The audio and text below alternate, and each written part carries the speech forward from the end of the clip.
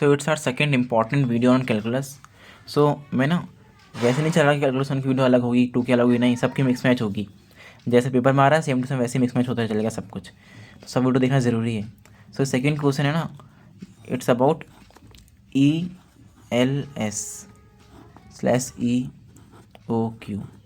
बच्चे ये पढ़ लेते हैं, ये कोई नहीं पढ़ता है, बट ये आने के चांसेस भी होते हैं, बट लेस चांसेस है, 20% चांसेस है कि ये आएगा। अच्छा मैं परसेंट तुक्का मारता हूँ सब, ठीक है, तुक्का मारता हूँ परसेंटेज अपनी अंडरस्टैंडिंग के बेसिस पे, तो 80% चांस से ये आएगा। तो ऑलमोस्ट सारा कॉन्सेप्ट ही सेम है, बस होता है, देखा नहीं स्पाइडरमैन वाला मीम देखा, बस नाम ही अलग अलग होते हैं चीज़ों के, बाकी सब कॉन्सेप्ट पूरा सेम ही होता है। इसका मतलब होता है कि एक बार में कितना बनाऊँ मैं जो मेरी कॉस्ट मिनिमम हो जाए, एंड इसका मतलब होता है कि एक बार में कितना मंगाऊँ मैं कि जो मेरी कॉस्ट मिनिमम हो जाए। इतना ही फ़र्क है। इसे कहते हैं इकोनॉमिक लॉट साइज़, इसे कहते हैं इकोनॉमिक ऑर्डर क्वान्टिटी। सो इसका पहले फॉर्मूला देखते हैं, पहले इसको अच्छे से पढ़ते हैं क्या होता है। देखो पहले पढ़ लो यार, पढ़ लेना रोक के, ठीक है वीडियो, मुझे तो ये रोक के पढ़ लेना क्या क्या होता है, फोकस हो जाए यार, ठीक है, रोक के पढ़ लेना। एट द एंड में अटैच कर दूंगा शायद इसको, मन करा मेरा तो। एजम्पशंस इंपॉर्टेंट है। There is no uncertainty in demand. Lead time मतलब जीरो होता है कि मंगाया और तुरंत ही टपक जाता है, मतलब जैसे ही मैं ऑर्डर करा टाइप दबाती और घर पे आ गया, मतलब सामान जब भी कंपनी पे आ गया। लीड टाइम जीरो होता है। ऑल कॉस्ट का कॉन्स्टेंट होती है। और टोटल इन्वेंट्री का EOQ में total inventory formula ordering cost, holding cost. इसमें परचेज कॉस्ट इसलिए नहीं लिखते ना, to develop formula EOQ the purchasing cost can be omitted लिखा है, कैन बी। ले भी लोगे ना अगर तब भी आंसर सही आएगा, नहीं लोगे तब भी आंसर सही आएगा, बिकॉज ये कॉन्स्टेंट होती है, जो अगर करोगे ना जब इसका जब डेरिवेटिव करोगे तो जीरो हो जाएगा ऑटोमेटिकली। आई मीन टू से अगर परचेज कॉस्ट ले भी लोगे तब भी आंसर सेम आएगा, नहीं लोगे तब भी आंसर सेम आएगा। It's your choice and my recommendation is कि हमें ले लेना चाहिए परचेज कॉस्ट को भी, ये माई रिकमेंडेशन है। Only the cost to be consider are the ordering cost and holding cost 10। वैसे नहीं लोगे तब भी कोई मार्क्स नहीं कटेगा, 0 मार्क्स, कोई दिक्कत नहीं होगी, नहीं लोगे तब भी कोई भी दिक्कत की बात नहीं है। So ordering cost, holding cost, formula check करते हैं। एनुअल ऑर्डरिंग कॉस्ट का formula D, annual demand Q, economic quantity, भाई क्वांटिटी है सिर्फ, इकोनॉमिक तो अलग होगी, यही सिर्फ quantity. Cost of ordering, CO is the cost of one order. मतलब देखो जब भी हम मान लो मुझे एक साल में 10,000 यूनिट बनाने हैं, ठीक है, 10,000 मुझे बनाने हैं यूनिट्स एक साल में। अब क्या, तो मुझे चलो 12 मान लो, 12 बनाने, तो एक महीने में कितना बनाना हुआ, 1000। अब क्या मैं हर दिन मंगाता रहूँगा रॉ मटेरियल, हर दिन रॉ मटेरियल मंगाता रहूँगा क्या मैं, नहीं ना, हर दिन मंगाता रहूँगा। मैं एक बार ही मंगा लूँगा अपना आराम से कुछ लमसम दिनों के लिए, एक ही बार मंगा के रख लूँगा कि बार बार ना मंगाना पड़े, है ना। तो जब मैं मंगाऊँगा उस लमसम यूनिट को, तो लेट्स सपोज वो ट्रक में भर के आ रहा है, ठीक है, ट्रक है उसको लेके आ रहा है। सो ट्रक इतना बड़ा, मान लो ट्रक का साइज़ है, तो इसमें मैं आधा ही भरूँगा तब भी उतनी कॉस्ट आएगी, पूरा भरूँगा तब भी उतनी कॉस्ट आएगा, भाई ट्रक तो पूरा चल के आ रहा है ना बेचारा। तो ऑर्डरिंग कॉस्ट पर ऑर्डर मोस्टली फिक्स ही देते हैं, और फिक्स ही देंगे मेरे ख्याल से एग्जाम में भी, एक कॉस्ट फिक्स देते हैं, मतलब इतना समझ लो तुक्के में। विच इज़ ऑर्डरिंग कॉस्ट, जो फिक्स ही होती है ऑलमोस्ट, कि पर ऑर्डर कॉस्ट इतना लगेगा ही लगेगा, तो ये कॉस्ट फिक्स होती है। एंड देन होती है कॉस्ट ऑफ होल्डिंग। अब जैसे कि मैंने कहा कि जो सारा एक दिन में खर्च नहीं हो रहा, हमने तो कुछ लमसम मांग रख लिया 5-6 दिनों के लिए, 1-2 महीने के लिए, कितने भी दिनों के लिए, बट आज का सब खर्च नहीं हो जाएगा, तो हमें रखना ही पड़ेगा उसको। तो उसकी होल्डिंग कॉस्ट होती है कि एक कितने का पड़ा हमको, एक यूनिट कितनी पड़ी, लाइक पर यूनिट कॉस्ट। मान लो हमने एक बार में 50 मंगाए, तो मैं एक कितने का पड़ा, देन जो परसेंटेज है कितना एक पे कॉस्ट लग रहा है, then average inventory, average quantity which is Q/2 होता है।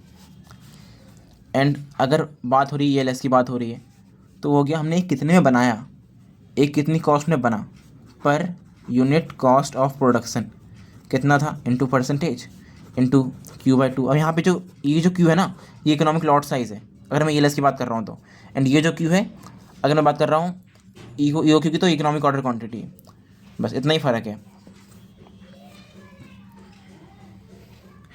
अच्छा, और ये जो परचेज कॉस्ट है ना, परचेज कॉस्ट, ये EOQ में परचेज इंटू परचेज कॉस्ट में डिमांड होता है, कितना मंगाया कितने एक का कॉस्ट था। And in ELS it will become total production cost, कितना बनाया नहीं कितने का बना, ठीक है। आई होप समझ गए होंगे। एंड इसका आखिरी फॉर्मूला हो जाता है, ये पढ़ लेना, पढ़ना चाहो तो समझा तो मैं दूंगा ही बाद में। होल्डिंग कॉस्ट पढ़ लो, पढ़ना है तो। एवरेज कॉस्ट ऑफ होल्डिंग वो बता दिया मैंने कि पर यूनिट कॉस्ट कितना था इंटू परसेंटेज जो गिवन होगी। बेसिकली मोस्टली होगा परसेंटेज में ही, और हो सकता है कि रुपये में लिख के आ जाए कि 0.8 इन रुपी, तो उसका मतलब वो 80%। एंड ये फॉर्मूला है कॉस्ट। एंड देखो टीसी नहीं लिखा है बिकॉज हमें परचेज नहीं लिया, टीसी नहीं लिखा इसलिए यहाँ पर टोटल कॉस्ट नहीं लिखा बिकॉज हमें परचेज नहीं ले रखा है इन लोगों ने। परचेज ले लोगे ना अगर ईओक्यू की बात हो रही है, ध्यान सुनना स्लो में करके, अगर ईओक्यू की बात हो रही है अब मैंने परचेज नहीं धरा, मतलब परचेज को मैंने नहीं धरा साथ में, तो मैं टीसी नहीं लिख सकता। एंड अगर ईएलएस की बात हो रही है तो मैं कुछ भी टीसी नहीं लिख सकता, ईएलएस में टीसी लिखूंगा ही नहीं, मतलब मैं ईएलएस में सिर्फ सी ही लिख सकता हूँ मैं, ईएलएस में सिर्फ सी ही आएगा।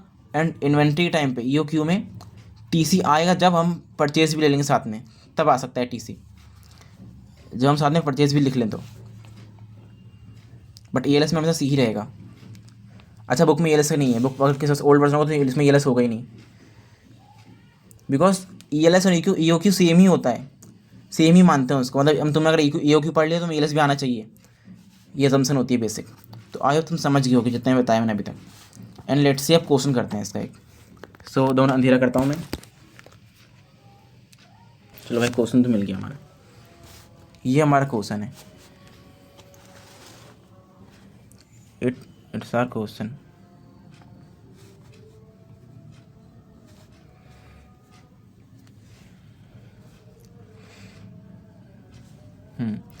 अ फर्म प्रोड्यूसेस 40,000 यूनिट्स। तो ईएलएस का क्वेश्चन है, ठीक है, ये क्वेश्चन है ईएलएस का, इकोनॉमिक लॉट साइज का। तो इसका मेरे पास फॉर्मल सोल्यूशन नहीं है, तो मैं यहाँ पे जैसे दिखा रहा हूँ करके वैसे आप कर लेना। इसका पास फॉर्मल सोल्यूशन नहीं है बेसिकली फॉर्मल था बट कुछ गड़बड़ हो गई, देखो क्या गड़बड़ हो गई। फॉर्मल था पहले था फॉर्मूला, फॉर्मल नहीं रहा, कुछ गड़बड़ हो गई बेसिकली। तो और टाइम भी कम है इसलिए तो मैं बता दे रहा हूँ, आराम से सुनते चलना। मैंने क्या बताया फॉर्मूला क्या होता है ईएलएस का। चलो मैं लिखता हूँ ईगो का फॉर्मूला था, पहले मैं लिखता हूँ ईओक्यू का फॉर्मूला क्या होता है। ईओक्यू का फॉर्मूला अभी दिखाया था मैंने, D/Q CO Q/2CH। And it's my recommendation कि हमें PD भी लिखना चाहिए, P/D, परचेज प्राइस इंटू कितना डिमांड था। ये होता है ईओक्यू का। एंड ईएलएस का भी फॉर्मूला सेम ही होता है, यही फॉर्मूला ईएलएस। सो थोड़ी गड़बड़ हो गई थी, ठीक है, यहाँ पर दोबारा लिखा हूँ मैं ईएलएस, ठीक है, ईएलएस दोबारा लिखता हूँ। तो यहाँ पे ये हमारा टोटल डिमांड, मतलब हमें साल में कितना चाहिए, इस डी का मतलब ईओक्यू में ये होता है। एंड अगर जब हम बात करें ईएलएस की तो पी साल में कितना बनाया प्रोडक्शन, क्यू मतलब हो गया इसमें लॉट साइज। अब देखो यहाँ पे CO लिखा है, डी नहीं है, CO है, तो हमें एक बार ऑर्डर करने की कॉस्ट कितनी लगती है, वो होता है CO। एंड सी इसमें ईएलएस में क्या आएगा, लाइक लेट्स सपोज मैं मशीन थी, वो मशीन चालू होने में लगते हैं 50 रुपये लगते हैं मान लो। अब वो चालू के 100 बनाए 200 बनाए उससे फ़र्क नहीं पड़ता, बस चालू होने में उस 50 लग गए मतलब उसको।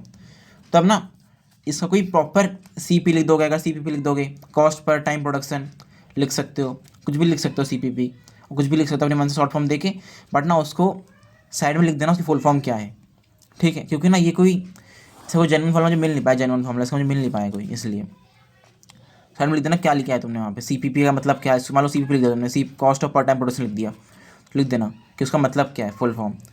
और नहीं तो एक सिंपल तरीका क्या है ना, सिंपल यहाँ P/Q लिखना, नहीं total production by Q, total production by लिखना क्यों, एंड इनटू फॉर्मूला में सीधा लिख देना जो भी वहाँ पे फॉर्मूला में जिस कॉस्ट आएगी। जैसे यहाँ पे ना अगर क्वेश्चन दिखाऊँ, मैं पहले दिखा दूँ क्वेश्चन अगर, तो यहाँ पर 25 machine run regardless of the number of unit produce, 25 तो लगने ही लगना है यहाँ पर, सिंपल ना सीधे 25 लिख देना, टेंशन ही खत्म हो जाएगी। अगर चाहो तो कर सकते हो ऐसा, वरना जो भी आप शॉर्ट फॉर्म लिखो उसको फुल फॉर्म लिख देना साइड में। वैसे मैं तो इसमें भी लिख देता हूँ बट इसमें नहीं लिखूँ जब भी चल जाएगा बिकॉज ये तो एक नॉन फॉर्मूला है, बट इसमें लिखना पड़ेगा। एंड देन क्यू होता है lot size divide by 2 into cost of holding. अब EOQ में होता है ना कि एक यूनिट हमने कितने का मंगाया, कितनी कॉस्ट आई, और इसमें होता है एक यूनिट हमने कितने का बनाया इंटू एवरेज, ठीक है, कॉस्ट ऑफ होल्डिंग CH का CH रहेगा इसमें तो। एन इंटू उसमें प्राइस इंटू होता है डिमांड, यहाँ पर होता है प्राइस इंटू टोटल प्रोडक्शन, एक का कितना था और टोटल कितने बनाए। ये हमारा सिंपल फॉर्मूला जो देख लो, ठीक है। यहाँ पे शॉर्ट फॉर्म में CPP लिख सकते हो, CPT लिख सकते हो, कॉस्ट ऑफ पर टाइम प्रोडक्शन, ठीक है। अपने हिसाब से जो भी लिखना उसको फुल फॉर्म लिख देना साइड में। मैं तो पता है मैं क्या करूँगा, I will just directly at the जो कॉस्ट हो गई हमारी 25 लिख दूँगा सीधा सीधा, कोई मार्क्स मुझे पता नहीं कटेंगे। तो इतना आप समझ गए, आई होप मैंने सही समझाया होगा। एंड कोई भी डाउट हो तो पूछ लेना। नेक्स्ट वीडियो में हम सीधा EOQ भी कर लेंगे, बट आई थॉट कि EOQ तो बच्चे कर ही लेते हैं, ALS में दिक्कत हो जाती है बच्चों को, इसलिए मैं ALS अच्छे समझाया है। नेक्स्ट वीडियो में EOQ भी हम कर लेंगे अगर टाइम मिला तो। So let's see the question. A firm has produced 14,000 units. देखो कितना टोटल प्रोडक्शन है, टोटल प्रोडक्शन दिया हुआ है, लिखा ना टोटल प्रोडक्शन पर ईयर। तो लिखते चलते हैं। मैंने क्या कहा था, ईयर से हम T से लिख ही नहीं सकते, शायद जो हो जाए।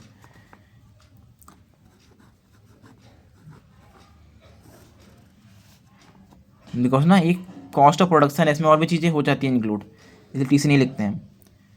बस ये लिख के छोड़ दो, कोई मार्क्स नहीं कटेगा। डिवाइड बाय Q, जो कि हमें निकालना है, पता नहीं है अभी, हमें निकालना है इकोनॉमिक लॉट साइज, इनटू पढ़ता हूँ आगे, द प्रोडक्शन कॉस्ट। अच्छा रुक जाओ, अभी क्या करना है हमें। हाँ सही, चलो सही कर रहा हूँ। प्रोडक्शन कॉस्ट मतलब ना, ये पहले हमको परचेज वाला दे दिया। मैंने परचेज में क्या कहा था कि अगर EOQ का केस है तो परचेज इंटू डिमांड होता है, एंड अगर ELS का केस है तो टोटल प्रोडक्शन इंटू एक का प्राइस कितना है। टोटल प्रोडक्शन हमारी 14,400 है, एंड एक का प्राइस है 5, तो वो आगे वो तो आखिरी में आता था, यहाँ प्लस यहाँ लिख देता हूँ मैं उसे। तो आखिरी में आता है 14,000 इंटू 5। दबा के पढ़ता हूँ। कैरिंग कॉस्ट इसमें 10% of the value of the average inventory. देखो परसेंटेज दे रखी है ना, कैरिंग कॉस्ट में परसेंटेज दे रखी है, एंड एक बनाना लगता है हमको 5 रुपये। तो कैरिंग कॉस्ट, ये देखो ये कैरिंग कॉस्ट नहीं है, तो कॉस्ट ऑफ ऑर्डरिंग है ना। कैरिंग कॉस्ट और कॉस्ट ऑफ होल्डिंग सेम ही होता है, तो वो इसके बाद आना चाहिए, क्योंकि मैंने फॉर्मूला ऐसे लिख दिया, इसलिए मैं इसको फॉलो करूँगा ना। तो ये हो गया मेरा economic lot size which is Q divide by 2 into 5 into कितना परसेंटेज देखा 0.1। आगे पढ़ता हूँ। It cost 20 to make machine run. बस चालू करने में 25 लग गए, फिर कितने बनाते रहे अपना, तो फिक्स कॉस्ट कितनी हो गई हमारी 25 हो गई fixed cost. Find the economic lot size currently firm produces. Currently firm 1000 बनाती है एक बार में, है ना। करंटली फर्म का लॉट साइज 1000 है ना, हमें इकोनॉमिक निकालना है और फिर कंपेयर करना है दोनों का। How much can a firm save if it produces according to the economic lot size. तो बस इतना हमने ये कर लिया, हमने यहाँ तक। आई होप आप सब कर लोगे, आई होप जस्ट मैंने सही समझाया हो, कुछ गड़बड़ ना कर दी हो मैंने। अब मैं इसको करूँगा डेरिव। अब देखो मुझे ना Q के रिस्पेक्ट में इसको मैक्सिमाइज किसी को करना डिफरेंशिएट, बिकॉज पहली वीडियो में देखा था अगर हमें मैक्सिमाइज़ करना हो अगर, तो हमें मैक्सिमाइज़ करना हो या मिनिमाइज़ करना हो, उसका डबल डेरिवेटिव टेस्ट होता है, उसका डबल डेरिवेटिव टेस्ट होता है। पहले सिंगल डेरिवेटिव करूँगा, फर्स्ट डेरिवेटिव जिसे हम कहते हैं, उसको 0 के ऊपर पुट करके जिसके रिस्पेक्ट में डेरिवेट कर रहा हूँ मैं उसकी वैल्यू निकाल लूँगा। अगर वो कभी हो सकता है कि Q पूरा ही गायब हो जाए तो Q की वैल्यू निकाल ना पाए, ये भी हो सकता है। बट ये होगा तो आंसर गलत होगा तुम्हारा, कुछ ना कुछ तो Q की वैल्यू निकलेगी। कभी ऐसा नहीं हो कि पूरा गायब हो जाएगा, मतलब जिसके रिस्पेक्ट में तुम कर रहे हो ऐसा कभी भी नहीं होगा कि वो फर्स्ट डेरिवेटिव में पूरा ही गायब हो जाए, मतलब तुमने कुछ गलती कर दी कहीं ना कहीं।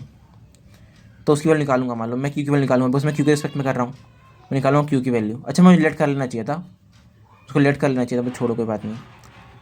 लेट जैसे यहाँ पे करा हुआ है ना, let X unit be economic lot size, मुझे कर लेना चाहिए था पर मैंने नहीं किया, कोई बात नहीं छोड़ो। बट तुम कर रहे ना, ठीक है। Let X units be economic lot size, because ये Q तो लॉट साइज है सिर्फ, ये Q सिर्फ लॉट साइज है, ठीक है। अगर मैं इसको इकोनॉमिक लॉट साइज करूँगा तो गड़बड़ नहीं हो जाएगी। चलो मैं अब लेट कर लेता हूँ, लेट X बी इकोनॉमिक, ये Q लॉट साइज है, ठीक है। इकोनॉमिक लॉट साइज नहीं, ये Q लॉट साइज है। X economic lot size let कर लेता हूँ, लॉट साइज लेट कर लिया, ठीक है। लेट हो गया। देन लेट्स रीड अच्छा मैंने यहाँ बता रहा था ना कि फर्स्ट डेरिवेटिव इक्वल पुट करना, then economic lot size which is X जो मैंने अभी जस्ट लेट किया उसकी वैल्यू निकाल लेना, एंड देन डबल डेरिवेटिव करना। अगर वो नेगेटिव आ गया मतलब मैक्स है, पॉजिटिव आ गया मतलब वो मिनिमम है। तो करते हैं इसका सिंगल डेरिवेटिव पहले। तो D C by D X, मैंने क्यू को एक्स कर ले लेट, बिकॉज क्यू तो लॉट साइज है, Q is the lot size not economic lot size, it's a lot size. तो उसको तो एक्स को मुझे लेट करना पड़ेगा इकोनॉमिक लॉट साइज। तो यहाँ पे क्यू की एक्स आ जाएगा ना, तो it will be come x square minus, हमें आपको डिफरेंशिएट करना आता होगा। अब ना मैं मल्टीप्लाई नहीं करूँगा, ठीक है, मल्टीप्लाई मत करना अभी, बता मल्टीप्लाई मत करना, बस ऐसे लिख के छोड़ देना, मल्टीप्लाई नहीं करना है। मैं बता दूंगा मैं क्यों नहीं करना है, बस मल्टीप्लाई मत करना आप इसको, उसमें मल्टीप्लाई मत करना, बस लिख के छोड़ देना मल्टीप्लाई। प्लस क्यों कुछ एक्स लिखा था ना मैंने, तो ये हो गया 1/2 इंटू 0.5। अब देखो ये तो कोई एक कांस्टेंट वैल्यू तो ज़ीरो ही हो जाएगी, है ना। सो अब मैं इसको जीरो पुट करता हूँ, पुट इक्वल टू 0।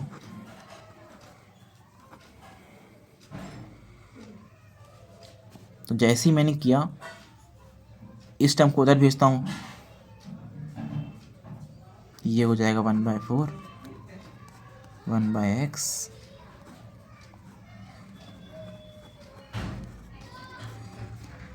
इस टर्म को नीचे भेज देता हूँ और पूरा ऊपर कर देता हूँ, एक्स नीचे ना इसको ऊपर कर देता हूँ, तो इट विल बिकम 4, अच्छा यहाँ पर स्क्वायर है, इंटू 144 500 नहीं 5 इंटू 5,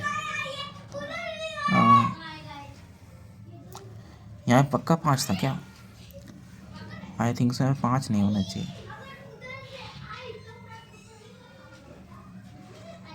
जीरो 0.5, हाँ ये 25 है, 25 है यहाँ पर, 5 नहीं 25 है, वही तो मुझे पहले से आंसर पता है, ठीक है। तो ये आ गया। अब मैंने क्यों मल्टीप्लाई करने मना किया था, बिकॉज देखो अब अंडर रूट में आ गया तो 2 का 2 4 का 2 हो जाएगा, 144 का 12 हो जाएगा, 2 0 का 1 0 हो जाएगा, इंटू 25 का 5 हो जाएगा। अब बस सिंपल कैलकुलेशन में कर लूँगा मल्टीप्लाई इसको, तो it will be come 240 into 5, double कर दिया तो 480 हो गया, देखो डिवाइड 2 से कर दिया, अच्छा 5 से मल्टीप्लाई करना है ना, 10 से कर 2 से कर दिया, तो इट विल बिकम 1 2 1200।